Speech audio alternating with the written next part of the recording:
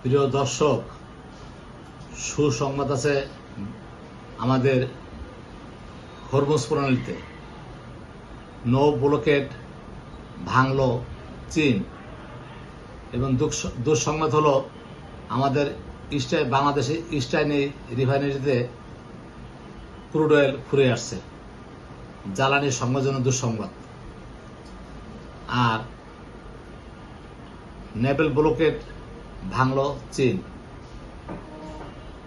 চীনের 3টি oil tanker জাহাজ এ পর্যন্ত হরমুজ প্রণালীর যে হরতাল, ট্রাম্পের হরতাল ব্লকেট দিয়েছিল, সেটি ভেঙে তারা পরপর 3টি জাহাজ এ পর্যন্ত অতিক্রম করেছে ইরান থেকে তেল নিয়ে।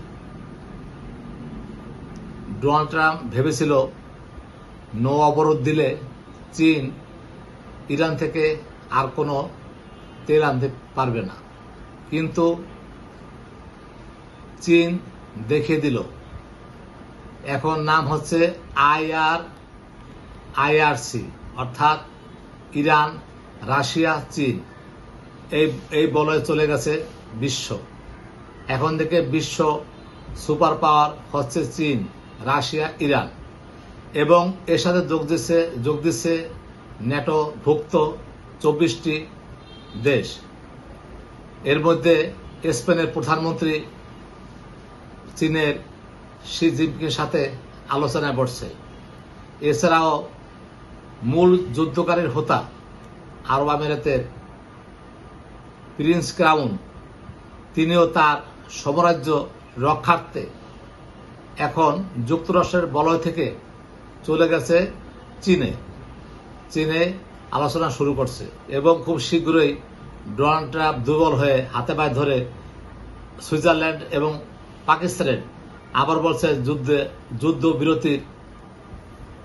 যুদ্ধবিরতিতে বসার জন্য, যাতে পাকিস্তান এবং সুইজারল্যান্ড যুদ্ধবিরতিকে বসে এটাকে সমাধান করে।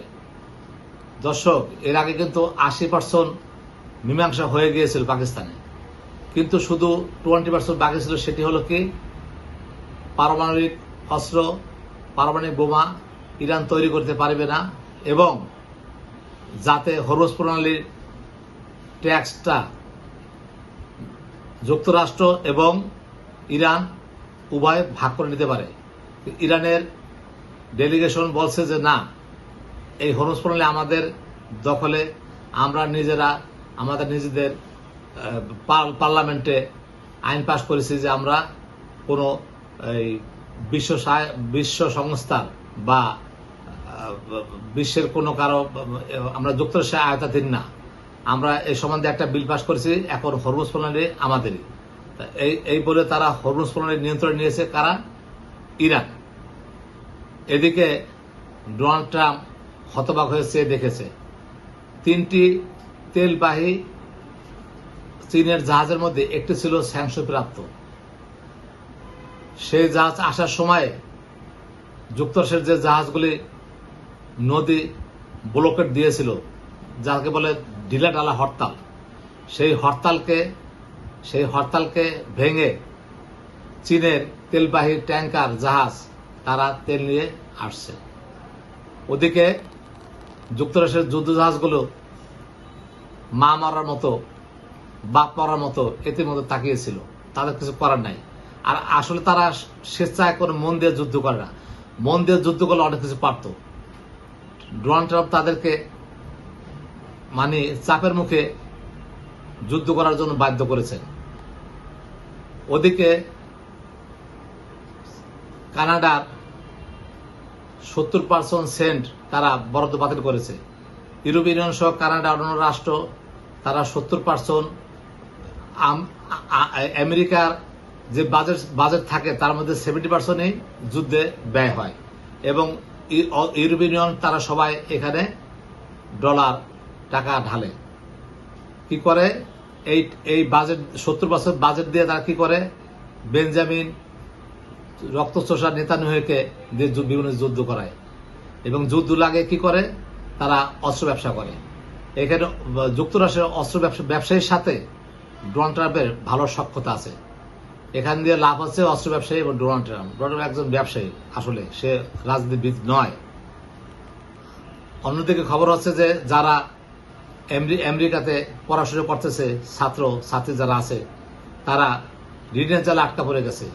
তারা ট্রিলিয়ন বিলিয়ন ডলারের ঋণ, তাদের মাথায় ঋণের বোঝা। তারা পড়ার পাশাপাশি বিভিন্ন হোমওয়ার্ক, বাইরে কোনো কাজ করেও তারা তাদের খাওয়া দাওয়া পড়াশোনা চালিয়ে যেতে পারছে না। অনেক অনেক নাগরিক আছে যারা হোমলেস হয়ে পড়ছে, তারা রাস্তায় ঘুমায়, রাস্তায় থাকে, রাস্তায় খায়। যুক্তরাষ্ট্রের এমন অবস্থা দেখা দিয়েছে এই ডোনাল্ড ট্রাম্পের যুদ্ধের জন্য। এবং ডোনাল্ড ট্রাম্পের যে ওয়াদা করেছিল যে সে ক্ষমতায় এসে সব যুদ্ধ বন্ধ করবে, তা কিছুই করেনি। এখন সামনে ভবিষ্যতে যুক্তরাষ্ট্রে আমেরিকার আর ভবিষ্যৎ নেই, কারণ তাদের কেউ মানবে না। এখন চীন, রাশিয়া, ইরান সুপার পাওয়ার, তারা দেশে সবকিছু শাসন করবে। এবং স্পেনের প্রধানমন্ত্রী সে এবং 24টা দেশের নেটোভুক্ত 24টা দেশ সবাই এখন চীনের সাথে।